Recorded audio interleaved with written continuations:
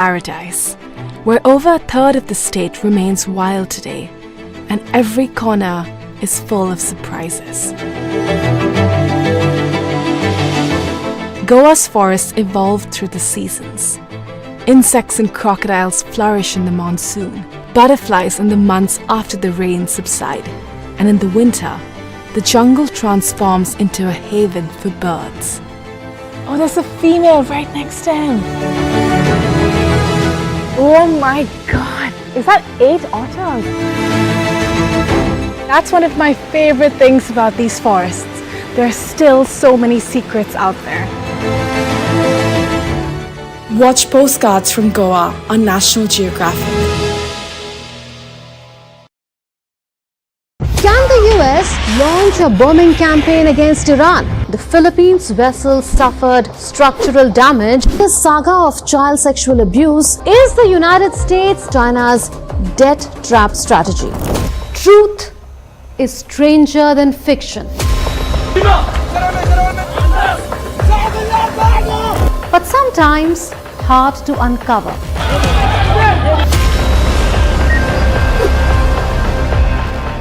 Trust us to tell the truth, unadulterated and pure, of every story that matters to you.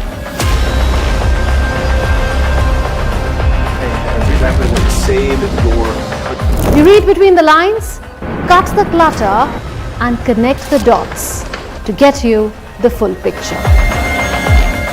Watch Connecting the Dots at these times with me, only on DD India. Geopolitics and trade deals. Economic challenges amid development. Hard work and the path to prosperity. It's the economy always. Between walkers, money is what money does and says. Supply creates its own demand. Between the bulls pulls and bears tears. When supply chains globalization and India rises to the podium. We'll get you centered with the Economic Brief at 8 p.m. every Thursday on DD India.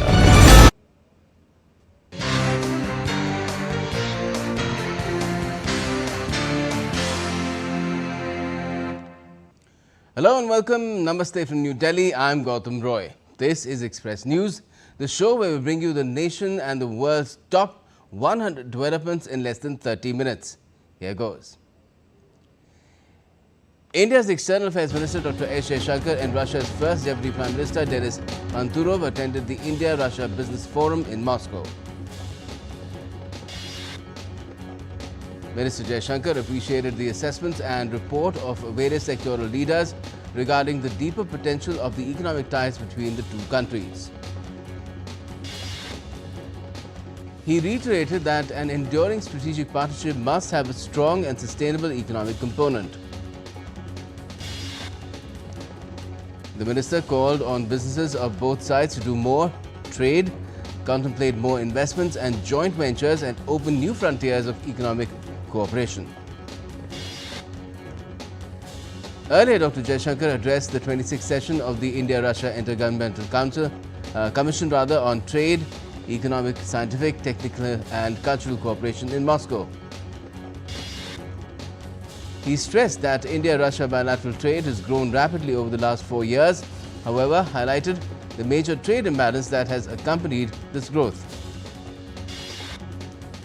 He also said that while bilateral trade in goods has increased more than 5-fold, the trade imbalance that accompanies the growth has increased about 9 times.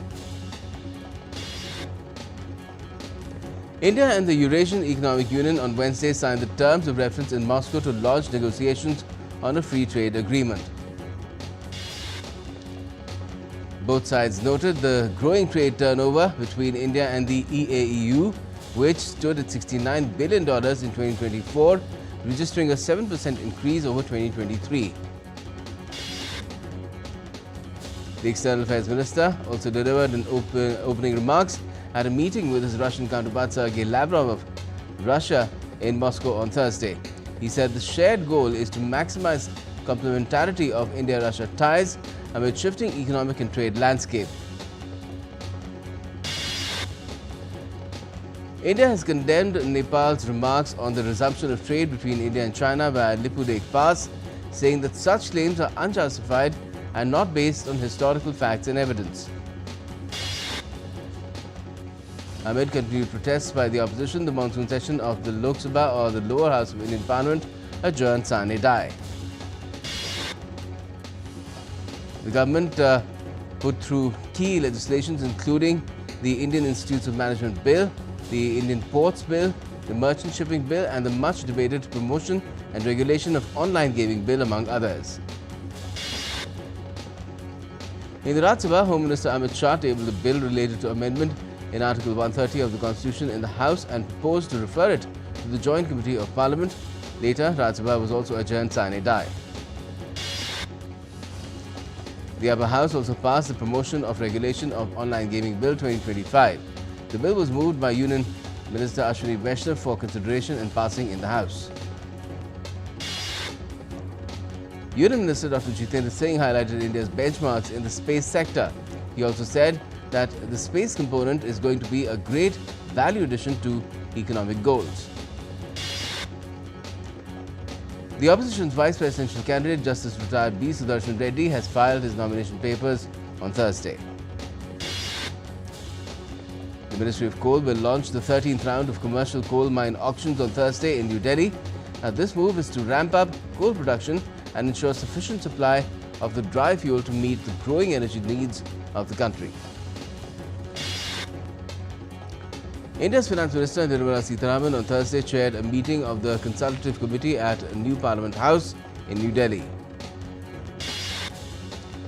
The topic was the role of the private sector in infrastructure, with discussions focused on measures to encourage private investment and strengthen the public-private partnership model. The Federation of Indian Chambers of Commerce and Industry, that's FICCI, organised the 22nd Annual Capital Markets Conference 2025 in Mumbai on Thursday. Indian equity indices ended on a strong note on Thursday. At close, the Sensex was up 143 points to close at 82,001. The Nifty, or the National Stock Exchange, added 33 points to stand at 25,084. The Indian rupee fell 18 paise to the dollar to close at 87.25 on Thursday. Gold futures maturing on the 3rd of October was priced at 99,324 rupees, that is INR, per 10 grams on the multi-commodity exchange. Silver futures for the 5th of September maturity stood at 112,538 INR per kg on the MCX. The US dollar hovered below a one-week high on Thursday, and European stock markets opened flat as investors brace for 3 days of potentially market-moving news from the Federal Reserve's annual symposium.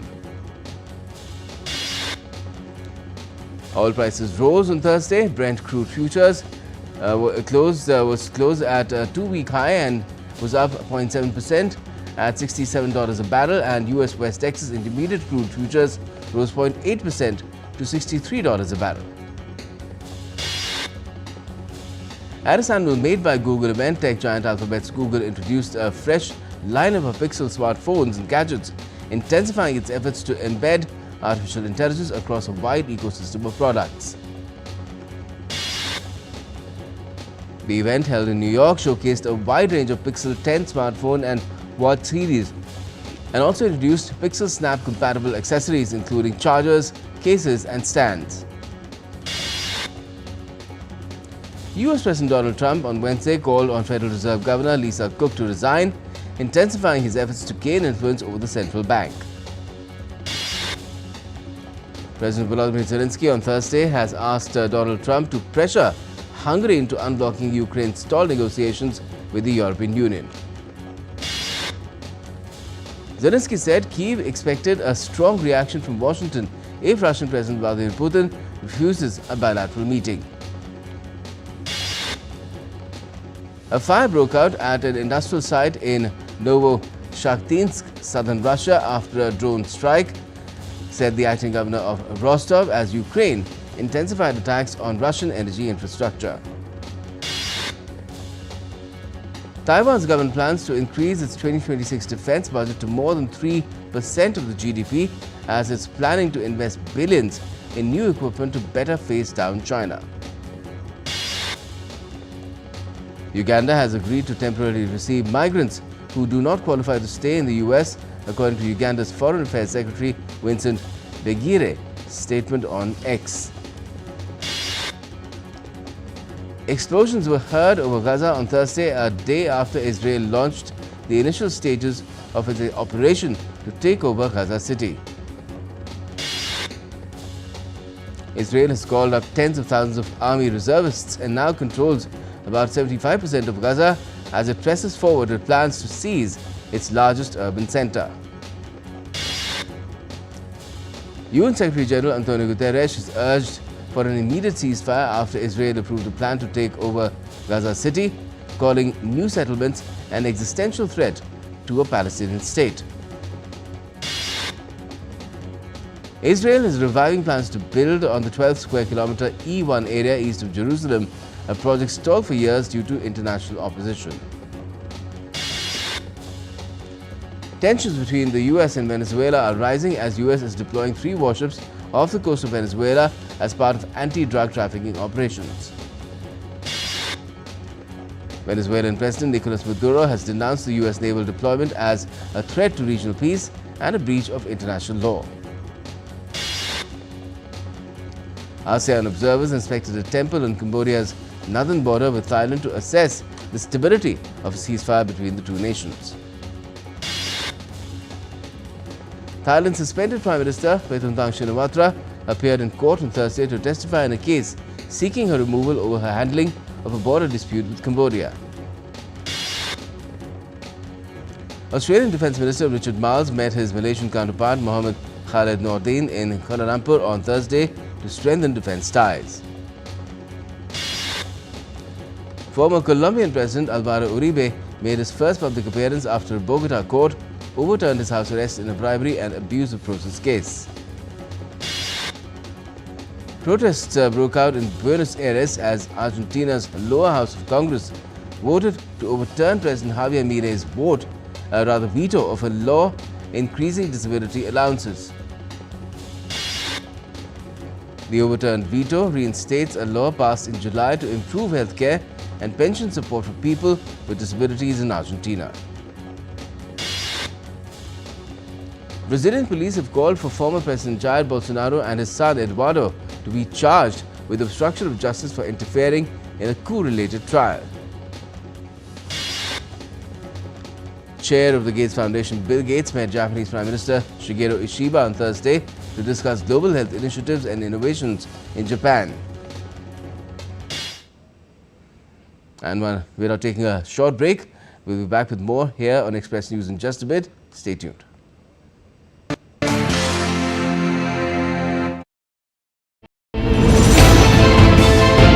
Geopolitics and trade deals. Economic challenges amid development. Hard work and the path to prosperity. It's the economy, always. Between walkers, money is what money does and says. Supply creates its own demand. Between the bulls pulls and bears tears. When supply chains globalization and India rises to the podium. We'll get you centered with the Economic Brief at 8 p.m. every Thursday on DD India.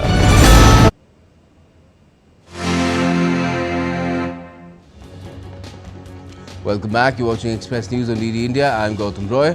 Let's resume. Now, smoke lingers over scorched land in Spain's Leon province, one of the worst hit areas by wildfires, still burning after more than a week.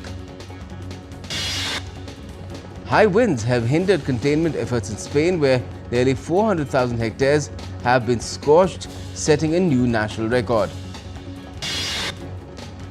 Spain has deployed 3,400 troops and 50 aircraft, while the Czech Republic, Finland, France, Germany and the Netherlands have sent in firefighters, vehicles and aircraft to aid the battle against the blazes. Using thermal drones, the Spanish Guardia Civil has mapped the spread of wildfires in Sagheris are revealing the extensive damage. Hurricane Erin, a Category 2 storm churning north in the Atlantic hundreds of miles offshore, is expected to bring a dangerous storm surge and tropical storm conditions to North Carolina's Outer Banks. The National Hurricane Center has warned that low-lying roads in the Barrier Islands could become impassable, with waves reaching up to 20 feet high and crashing ashore.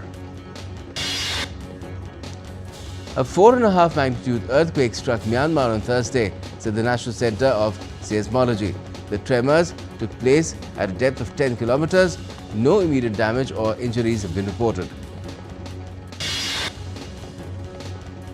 In a likely relief for India's Mumbai city, the Met Department has stated that rainfall intensity is expected to decrease starting today.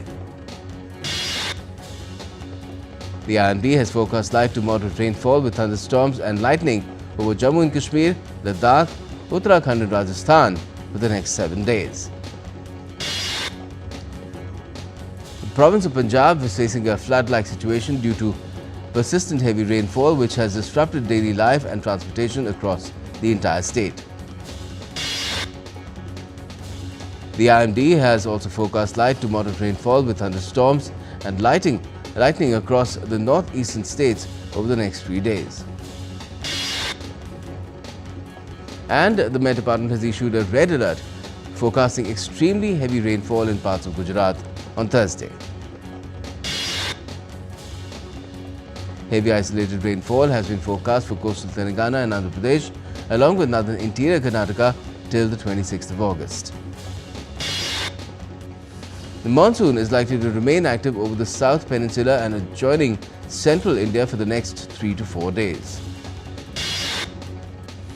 The Yamuna River is flowing dangerously close to the danger mark, raising concerns of flooding in low-lying areas in the national capital.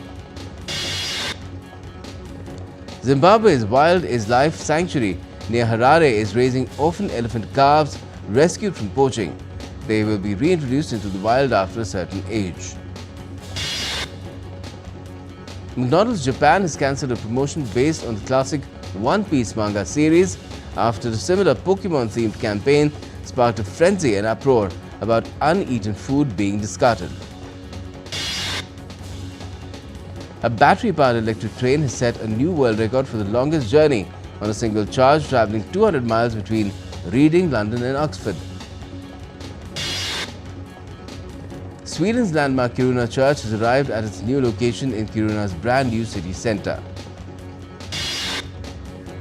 The 113-year-old church had to be moved 5 kilometers in order to make way for the expansion of the world's largest underground iron ore mine.